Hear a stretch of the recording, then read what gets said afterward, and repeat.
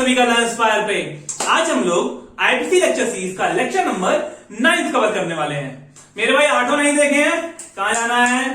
Playlist पे देख के आओ, फिर इस लेक्चर को अटेंड करो और चलो हम शुरू करते हैं। तो आज हम लोग भैया पढ़ना है, आज हम लोग सेक्शन नंबर 53 पढ़ना है। इसमें क्या हम लोग डील करेंगे?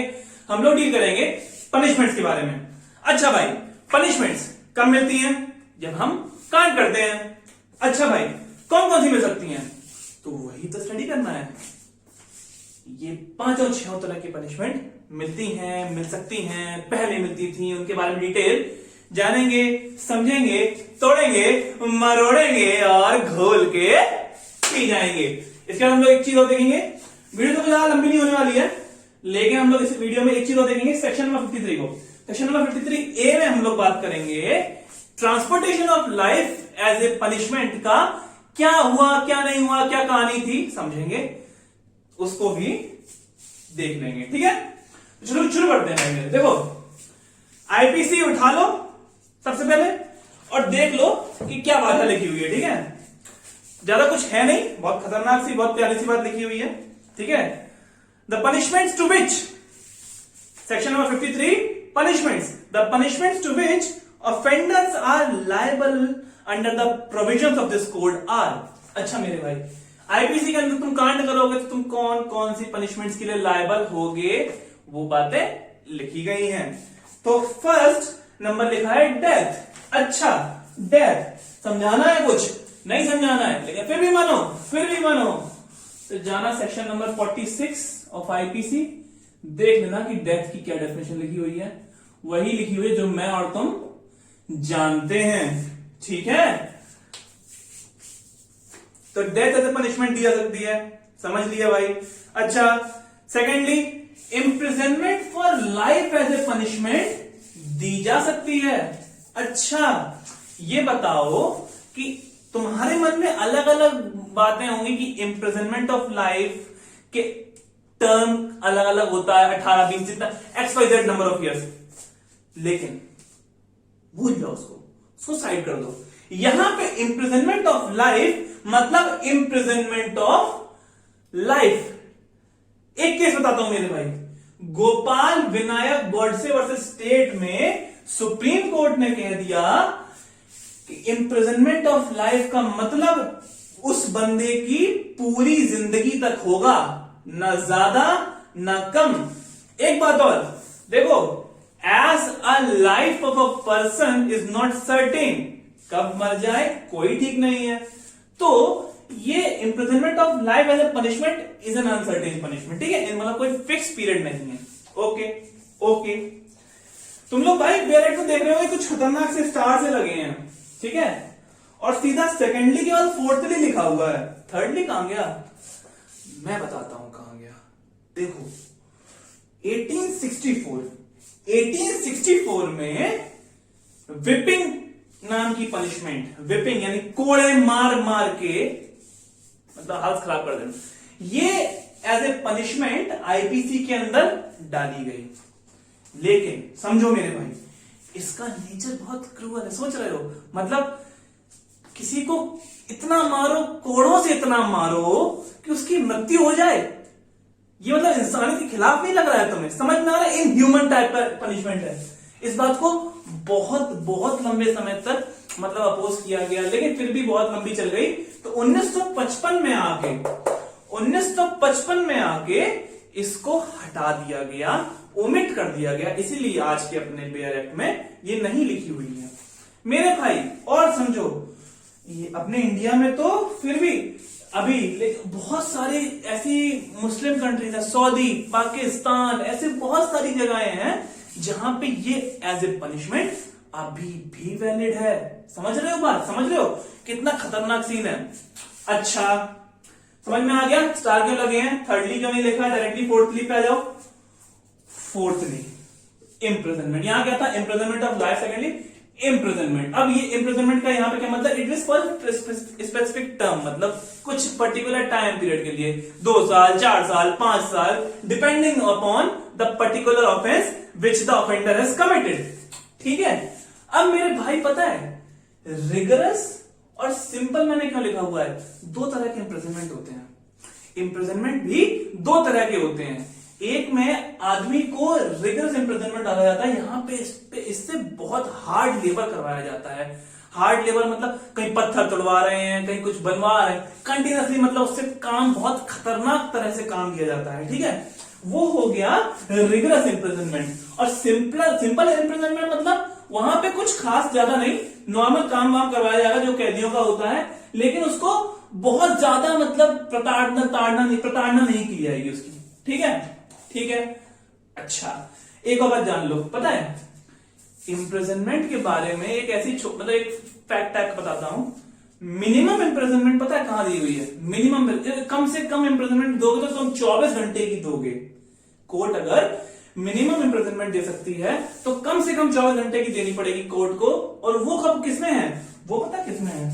वो है सेक्शन नंबर 510 के अंदर, ठीक है, ठीक है भाई, सेक्शन नंबर 510 के अंदर। अब बताओ ये 7 ईयर का वो कुछ ऐसे ऑफेंसेस हैं जिनमें मतलब 7 साल जो मिनिमम मैंडेटरी पनिशमेंट है ये कोर्ट को देनी ही पड़ेगी। अब तुम कहोगे तो मैं अब तुम्हें आगे वाली वीडियोस में ऑफेंसेस के स्पेसिफिक सेक्शंस बता दूंगा। मुझे लगा नहीं कि याद करना जरूरी है क्योंकि उसका कोई मतलब नहीं है। तुम्हें एक फील दे रहा हूं कि 7 इयर्स इम्प्रिजनमेंट, जैसे मान लो रेप है, ठीक है, तो रेप में मिनिमम 7 ईयर देनी है, साथ ही साथ मतलब पहले का बता रहा हूं, ठीक है। अगर मतलब गैंग रेप कर दिया, कस्टोडियल रेप कर दिया, तो उसमें वो यही मिनिमम मैंडेट इम्प्रिजनमेंट 10 इयर्स हो जाती है। तो बात समझ रहे हो कि कुछ ऐसे ऑफेंसेस होते हैं जहां पे कोर्ट चाह कर भी कम इम्प्रिजनमेंट नहीं कर सकती है, उसको इतने स्पेसिफिक टाइम पीरियड के लिए बंदे को जेल में डालना ही पड़ता है, ठीक है भाई। आ रहा है। अच्छा मुझे बताओ फिफ्थ नंबर पे क्या दिखाई दे रहा है तुमको? 5th नंबर पे दिखाई दे रहा है forfeiture of property. Forfeiture of property कब करती है कोर्ट? ये पता है एज ए पनिशमेंट ज्यादातर जब आप फाइनेंस या फिर मनी रिलेटेड क्राइम्स होते हैं, या फिर आप कॉन्ट्रैक्चुअल ऑब्लिगेशंस हैं आपकी किसी पार्टी की तरफ और आप उन्हें पूरा नहीं कर पाए हैं, उस केस में आपको forfeiture of property as an punishment मिलती है बाय द कोर्ट। समझ में आ रहा है? ठीक है। फाइन भाई, मेरे 6th फाइन लिखा है ना। कई बार तो कोर्ट केवल फाइन दे देती है और कई बार कोर्ट इम्प्रिजनमेंट के साथ फाइन लगाती है। वो डिपेंड करता है, कोर्ट का अपना पर्सनल डिस्क्रिशन है, तो उस हिसाब से फाइन एज ए पनिशमेंट दिया जाता है, ठीक है। अच्छा, इसमें तुम देख रहे होगे आगे लिखा हुआ कमेंट्स के अंदर रिफॉर्मेटिव थ्योरी है ना। तो मैं तुम्हें बता दूं, हम लोगों ने पिछली वीडियो में थ्योरीज ऑफ पनिशमेंट डिस्कस किया था, ठीक है। तो थ्योरीज ऑफ पनिशमेंट में यहां तक केवल रिफॉर्मेटिव लिखा है मेरे भाई। अपन लोगों ने 4 थ्योरीज डिस्कस करी बहुत डिटेल में, ठीक है। तो अगर नहीं देखी हो वीडियो तुरंत जाके आई बटन पे देख लो, ठीक है, ओके। अच्छा, अब नेक्स्ट सेक्शन हम लोग, तो अगर सेक्शन नंबर 53A की बात करें तो हम लोगों को बेसिकली इस वाले सेक्शन को ना लाइन बाय लाइन रीड करके समझने की जरूरत है, ठीक है। इस सेक्शन के अंदर हम लोग सब मतलब बेसिकली एक पनिशमेंट होती है भाई, ट्रांसपोर्टेशन फॉर लाइफ। इसमें क्या होता था कि बंदे को बियॉन्ड द सीज यानी कि दूर किसी देश में ट्रांसफर कर दिया जाता था और वहां पे उसको पनिशमेंट गुजारनी पड़ती थी, अपना या तो स्पेसिफिक टर्म या फिर एंटायर लाइफ, ठीक है। तो इस पनिशमेंट के बारे में क्या क्या लिखा है सेक्शन नंबर 53A के अंदर, उसको समझने के लिए चलो बैठ की रीडिंग लगा लेते हैं और धीमे धीमे हर लाइन को समझ लेते हैं, ठीक है। अच्छा, तो section number 53A talks about construction of reference to transportation मैंने अभी बताया ना, दूर भेज देते थे, ठीक है। अच्छा, तो सर रीडिंग करते हैं। Subject to provisions of subsection 2 and subsection 3, subsection 2 और सबसेक्शन 3 के प्रोविजंस को ध्यान में रखते हुए any reference to transportation for life in any other law, transportation for life का जहां जहां बात आई है किसी भी लॉ में, for the time being in force और इन एनी इंस्ट्रूमेंट और order having affect by virtue of any such law or of any enactment repealed shall be construed as reference to imprisonment for life। भाई खतरनाक खतरनाक, मतलब जबरदस्ती का ज्ञान दिया। देखो कुछ नहीं कह रहा है, ये सिर्फ इतनी बात कहना चाह रहा है तुमसे कि जहां जहां transportation for life as a punishment दी गई है ना मेरे भाई, जहां जहां उस हर जगह पे imprisonment for life as a punishment तुम कर दो बस। अच्छा, next point, in every case in which a sentence of transportation for a term has been passed for a term, यानी कि for particular period of time, अब किसी निश्चित अवधि के लिए ये चीज करी गई है, ठीक है, before the commencement of the code of criminal procedure amendment act 1955, 26 of 1955। देखो 26th अमेंडमेंट ऑफ 1955 सीआरपीसी से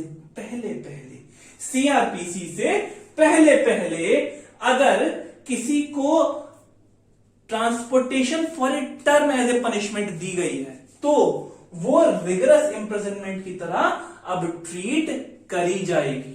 ये बात कह रहा है सब क्लॉज 2। ठीक है सर।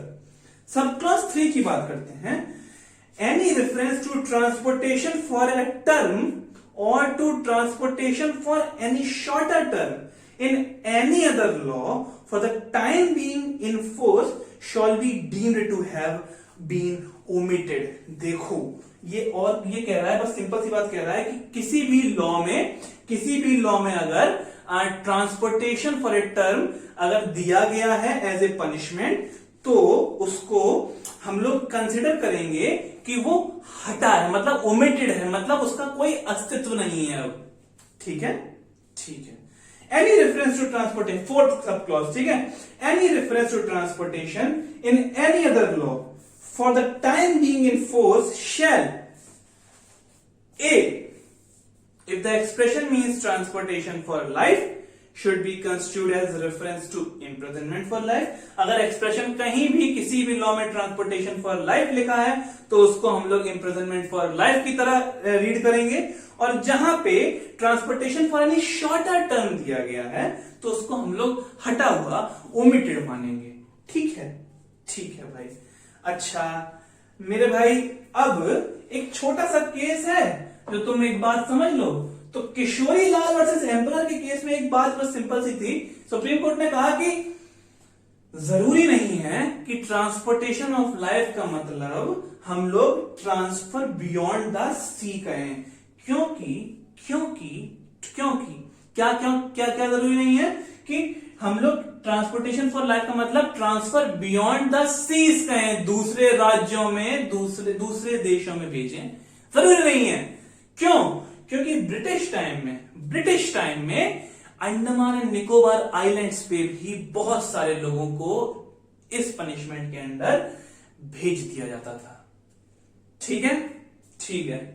अच्छा, हम लोगों ने सेक्शन 53 देख लिया फर्स्ट सेकंड थर्ड तो नहीं, फोर्थ फिफ्थ सिक्स में क्या मिलता है। ठीक है, हम लोगों ने गोपाल विनायक गोडसे वर्सेस स्टेट के बारे में देख लिया, और हम लोगों ने देख लिया, अच्छा एक केस लॉ हमको मेरे को लगता है बताना भूल गया, ब्रिजलाल वर्सेस स्टेट में फोरफीचर ऑफ प्रॉपर्टी हम लोगों ने बात करी थी ना, जब किसी की प्रॉपर्टी मतलब जब्त करने की बात हो तो यार एक पॉइंट है जो कि एज ए फैक्ट तुमको याद रखना है, वो इस केस में डिक्लेयर हुआ था कि जो वेपन्स होते हैं ना, वेपन मतलब जो जिन वेपन्स से कांड किया गया उनको जब कोर्ट हथिया ले तो इस चीज को फोरफीचर ऑफ प्रॉपर्टी के अंदर डील नहीं करेंगे, एज ए पनिशमेंट नहीं मानेंगे अगर हम उन वेपन्स को हथिया लें। बस ठीक है, ये आई थिंक मैं पॉइंट मिस कर गया तो इसको नोट कर लेना वहीं में साथ में। ठीक है, और डन। तो हम लोगों ने सेक्शन 53 या सेक्शन 53A को डिटेल में कवर कर लिया, और अगर तुम लोगों को पसंद आया हो तो लाइक करो, सब्सक्राइब करो, शेयर करो, और हाँ मजे करो।